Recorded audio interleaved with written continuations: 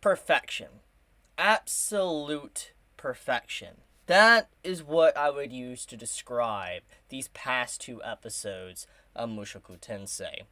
To the depiction of two flawed individuals, to the argument from last week, to the forgiveness of this week, to just setting the record straight between the characters.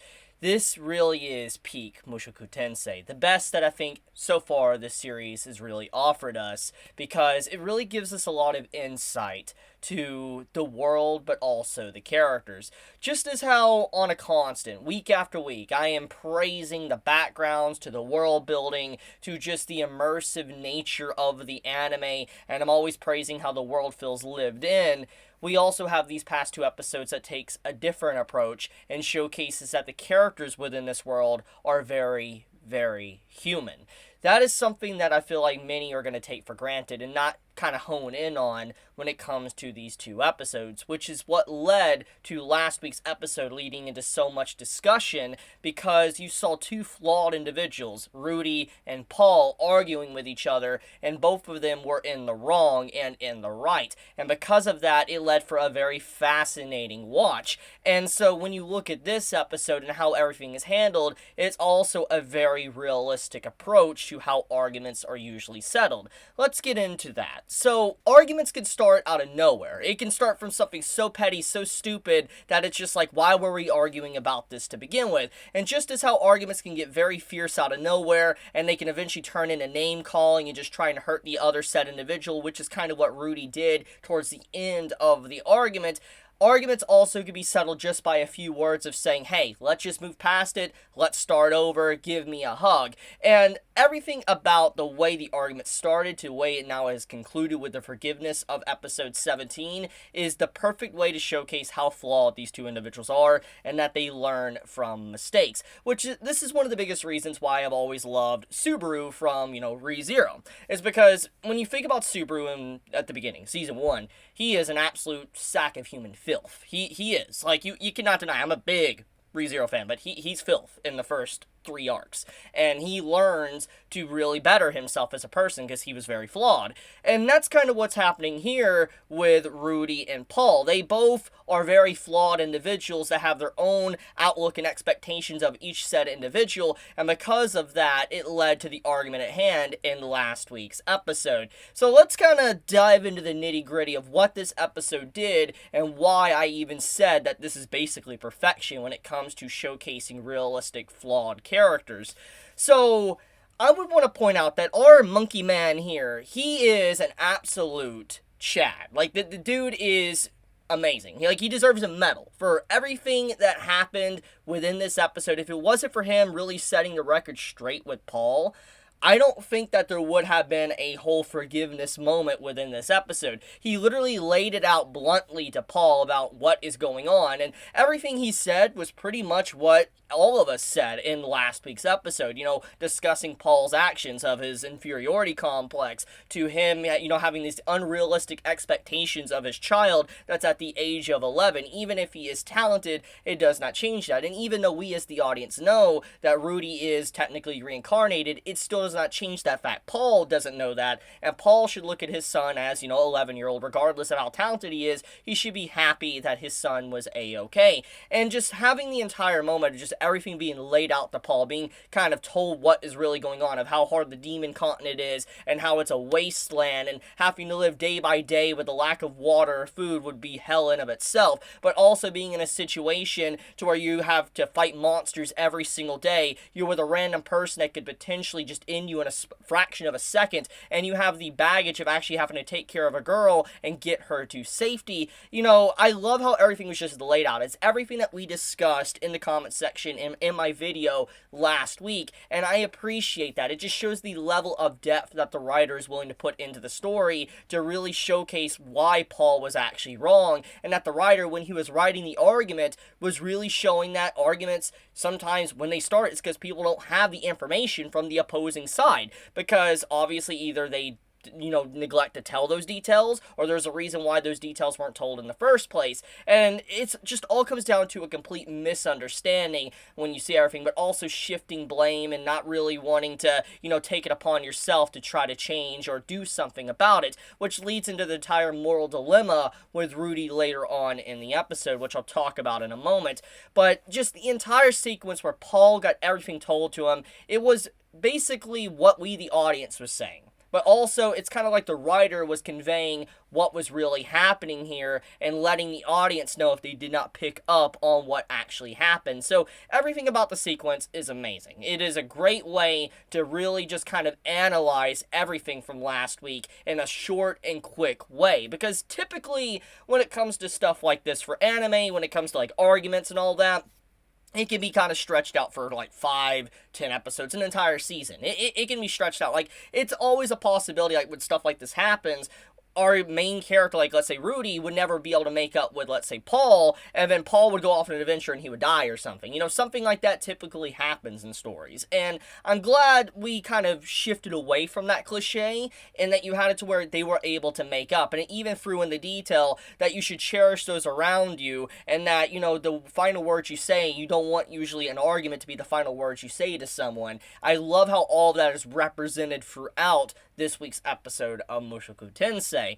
So let's actually get into Paul's realization and how he needs to actually better himself. I feel like one of the most important moments of this episode that really just hit me like a truck was especially when Paul, he was drunk. He came, hungover, and he was tucking his daughter in, and he looks down and all that, and he just sees a very broken-looking Rudy, like a hallucination, and this could be tied into just, like I said, like, maybe he's just too drunk or whatever, but he splashes himself with water once he sees that, and, to wake himself up and get over, his hangover or drunk state or whatever. But the entire image with Rudy really kind of concretes the fact that, that's what could have happened. If Rudy wasn't talented, if Rudy wasn't someone that actually was gifted at an early age, he probably would have been like that boy if you managed to finally see Paul again. Someone that's missing limbs and not being able to walk anymore. Someone that is just such a broken individual that he wouldn't even be able to operate. And obviously, Paul would not want to see his own son in that type of state. So I feel like in that moment when he realized that, he should be happy about the good that he has received, that at long last, after a year and a half of searching for his family, he finally has Rudy. He gets to see Rudy, and Rudy is alive. He had a wake-up call there. He's like, holy crap, Rudy could have been dead. I should be happy that he is alive. Why would I want to throw away a relationship I have when, I've been dying to finally see my family for this long? But what takes it to a whole other level, honestly, if we're talking about Paul, and I know I'm going to kind of get out of order when it comes to talking about events of the episode, but I really, really need to take a moment to talk about the voice acting of Paul. Like, Paul's voice actor went to a whole other level when it came to that crying sequence and forgiveness with the hug. Like, that felt so primal, so real. Like, it really felt like the voice actor really was crying so much emotion in that moment, and I felt it. Like, I really felt that emotion when Paul started to break down, and basically he was like, I'm sorry and all that, and he hugs Rudy.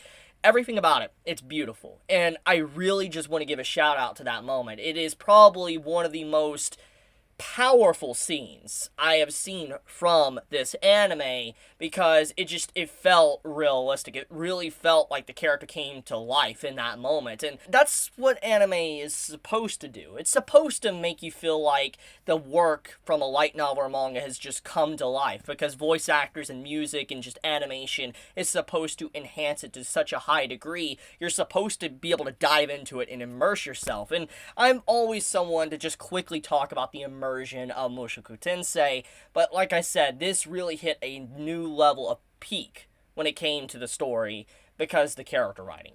The character writing is truly something to be commended for, and I feel like that anyone that is quickly to throw aside Paul or throw aside Rudy as bad characters or badly written really have not been paying attention to the story whatsoever. That is my 2 cents on that, because they're very flawed. They're very, very flawed individuals, but because of their flawed, that's what makes for a very engaging story, seeing them being able to grow past these mistakes and better themselves. So let's actually dive into the forgiveness of Rudy and Paul. I feel like that entire sequence where Rudy is left alone in the inn, and you just see how he continues to look down, and he's just, basically being very self-defeated. He's like, yeah, I was in the wrong. I was treating everything like a game. And yeah, Rudy is in the wrong in some areas. And I've talked about this. They're both in the wrong. And Rudy basically was accepting his mistakes. Instead of trying to shift the blame to someone else, he was accepting his mistakes. And it's like, yeah, I'm on the wrong. But because of that, he wasn't willing to see that also Paul was in the wrong as well in some areas, but he put it all on himself. And as he just continued to be like that and not really look at Paul and just saying, yeah, you kind of slapped me across the face and yeah, I need to better myself, you have the bar owner come in and just like, hey, why don't you look at his face real quick? And when he looks at his father's face, he has a realization. He thinks back to his previous life. And I feel like this is a good moment as well. Another peak moment of the episode, showing how relevant Rudy's past life is for his current story, because all of his actions that have happened throughout his journey thus far for this year and a half is thanks to his new life. As I've talked about, his whole point of like being reincarnated is kind of like a whole new start, a whole new life, being able to finally have fun and live his life to the fullest, basically. And yes, he's had some struggles, but that's kind of what the point of an Isekai is supposed to be about. And so when he looks at, his father and he's reminded of his previous self, he thinks about the face he made to himself in the mirror, of how he was very sad, depressed, and he wishes that he could have apologized to someone. And when he sees Paul actually doing those type of actions, it says a big thing about Paul as a character and Rudy as a character, and just how different and how similar they actually are. Even if Rudy is someone that isn't technically the original son of Paul, it doesn't change the fact that their similarities are so in line with each other that it's actually, you might as well say, their father and son. And to take this another step further, Rudy in his life, he was never able to truly, look at someone, go up to them and say, I'm sorry, and apologize. Like how he threw his friend away in his previous life. He yelled at him, and, he said he would apologize to his friend if he ever came back, but obviously his friend never returned. And Rudy never took that initiative to actually apologize. However, when you look at Paul does take that initiative, and it shows the core differences between the characters, that, everybody has something they can and cannot do. And just how Rudy's very talented, he's very powerful, very smart, and, he's done things that Paul cannot do, and Paul has an inferiority complex to it. Paul has done things that Rudy was never able to accomplish in his first go-around. For instance, being able to walk up to someone and just straight up man up and apologize. That is very powerful, and I appreciate that perspective to show that, Paul isn't completely inferior to his son. For instance, when you see that moment, you see Rudy really respect Paul as a really important figure. Paul isn't a throwaway person. Paul isn't someone that is inferior to Rudy. Rudy really sees someone he can admire as a father figure, and it's like, man, he's only 30, and technically in my previous life I was older than him, and he's doing something I was never able to accomplish, and he is admired by that Paul was able to apologize and do the best he can to walk up to him, even though it was a very awkward situation. I think that is a really good moment to show that Paul has things that Rudy will not be able to accomplish. And so yeah, I really think that this is just a great episode to depict just the beauty of this story, the character development, the character writing, to just the world, the immersion of the argument, and the forgiveness. Everything about this episode, it really just blows me away, to the voice acting, to just the artwork, to just everything, the way the scenes are done, the cinematography. Like, if we're getting into cinematography, let's talk about the beginning stages and how it really emphasizes how good of a father Paul is, taking care of Norn and journeying with her, and he didn't have an easy time, but he did the best that he actually could for her. Just everything about this episode, I think, is just outright fantastic. Even the Eris stuff and how she was really going all in to try to be able to help out Rudy any way she can is something that I truly appreciate. And, Rui as well, kind of talking to Paul briefly, he's like, look, you seem to be like you're a good father and all that. Don't make, the last conversation you have with him an argument. You can only have these grievances. You can only have, this argument and anger with an individual because they're alive. When they're dead, there's nothing that can be said anymore. And I think that's a very important lesson to really pull from this show. And I feel like that's one of the big things I love about anime. You're able to really learn some life lessons, and that's what this series has done. This is really the pinnacle and peak of Mushoku Tensei, and I feel like it'll be very hard to beat just what these 2 episodes really had to offer. It doesn't mean that the story is going to degrade by any means. In fact, I feel like the story is going to be very uplifted by what these 2 episodes have done for the content, of Rudy really taking a moment to realize what he's been doing, what his objective needs to be, but also how he can better himself as a person.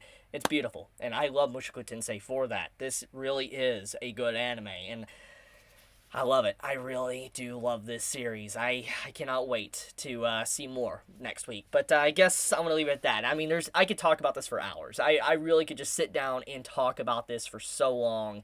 But I'll save it for later. Maybe I might make a video discussing it again later this week. But you guys, thank you so much. If you enjoyed my video by any means, like if I gave you any form of entertainment and a laugh, a smile, or whatever, you learned something, please leave a like. It does help me out a lot. And if you want to see more of my content in the YouTube feed, hit that subscribe button down below. It does help me out. But with that, guys, be safe, stay healthy. Chibi out.